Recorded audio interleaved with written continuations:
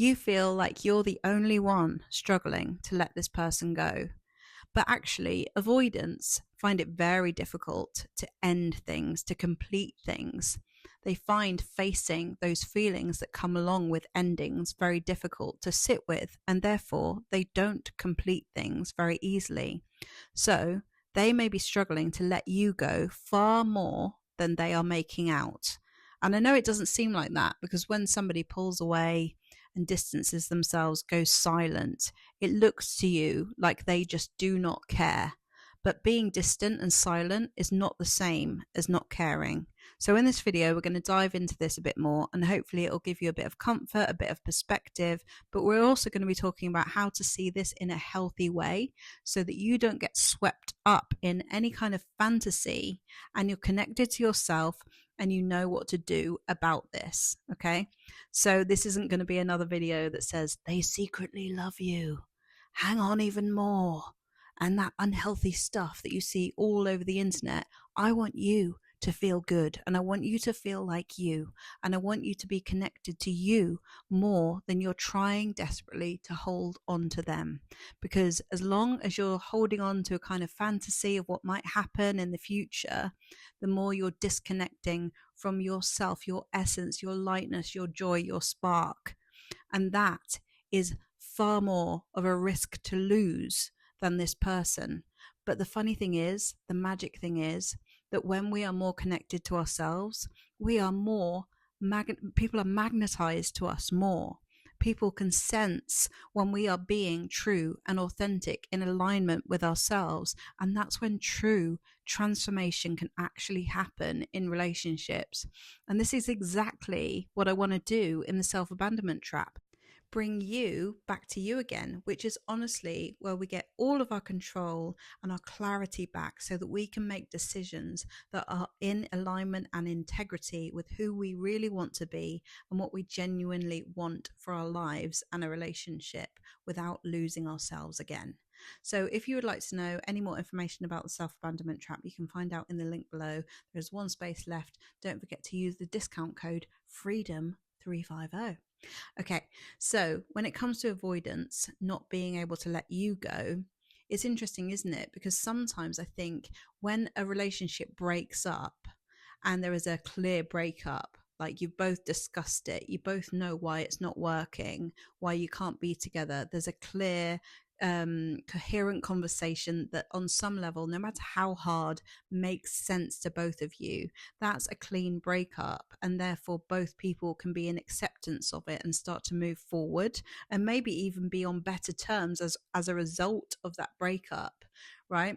But when somebody kind of vanishes or disappears, or it's not made sense to both people, then someone or both people are really going to struggle to let this complete and let it go. And avoidants often do this thing where they either ghost you or disappear or just do this slow fade that feels very confusing because they're not acknowledging it, and it makes you feel really crazy. And when they do that, they are in avoidance of that difficult conversation that they need to have in order to complete it, because they struggle to sit with that discomfort and that grief that they would inevitably have to face if they were to do that.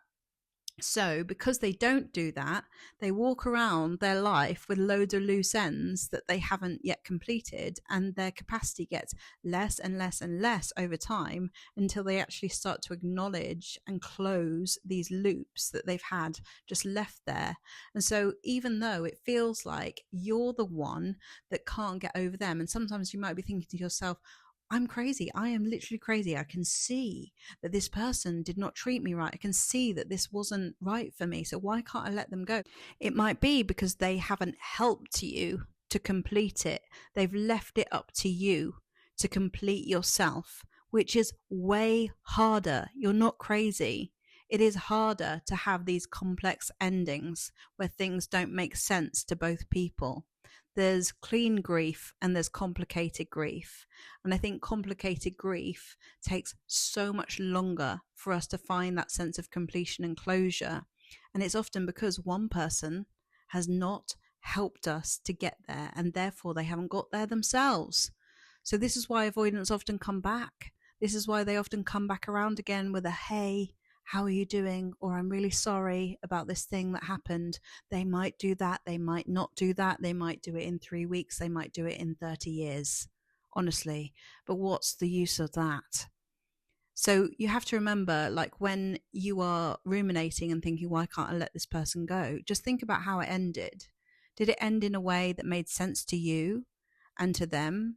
Were you both in acceptance of it? Or was it confusing? Was it weird? Because if it was confusing or weird, that's a symptom of them not being able to complete it themselves, and therefore leaving you to not be able to complete it either, you know?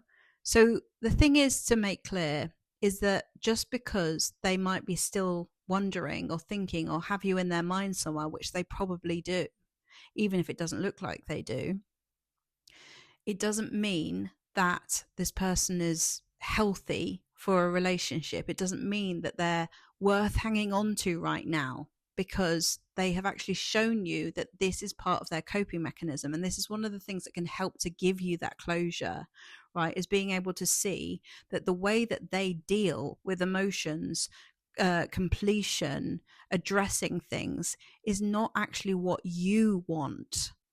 And they're showing you how they deal with it right now by literally distancing themselves, pulling away, not making things clear, not giving you that fairness, that understanding, that respect, right? That's not what you want, but it is part of them right now. This is part of the way they cope. So yes, they were all these great things that you experienced in the first place, and they were also this other part of them that you find really difficult and problematic to deal with. It means that, you know, they can't complete out of relationships and they can't complete in them. This is why avoidants really struggle with addressing conflict, resolving conflict in relationships. And resolving conflict is one of the things that we need the most in relationship for it to be healthy, because we're inevitably going to come into conflict with someone that we're very, very close to. We're going to have differences in opinions, differences in the way we do things, differences in direction sometimes. And so we need to be able to resolve conflict as a way of staying connected and healthy, but they tend to brush things under the rug. And that's what they're probably doing with you now, brushing the whole thing under the rug, like skeletons in the closet, right? That come out later. You know, so I did another video about this recently where I was talking about why an avoidant is still, I can't remember what I called it now, but it was something similar to this. And essentially, this is why they walk around with loads of guilt and shame and confusion themselves about the people that they've had in their lives, and why they jump from one person to the next, because and jump back because they have lots of incomplete sensations and feelings running around inside them, and you are one of them, you know. So that doesn't mean, like I say, that you need to hang on. It means that, yes, they're likely to say hello at some point. And lots of you will comment saying, you know, they've never come back, they never will come back. Honestly, you'll be surprised at the things that I hear from people who thought, well, that was the end of that. And just when you least expect it, when you don't care anymore, it's also almost makes you very angry to think, you know, you come back after I've just been through hell and say sorry for something that you can do nothing about now. What's the point? You know, so there's almost no point waiting around for that. But it does help you to be in more acceptance of, like, okay, I can get completion by seeing this person as they are and what they do. And this is how they cope. And I know I can't cope with that, because that's going to bring me too much instability and confusion and cognitive dissonance into my life. And I don't want that, you know. But it's sad, and it's a bit of grief that you have to go through, or a lot of grief, going through the fact that you thought they were one way and they actually turned out to be another way as well, you know.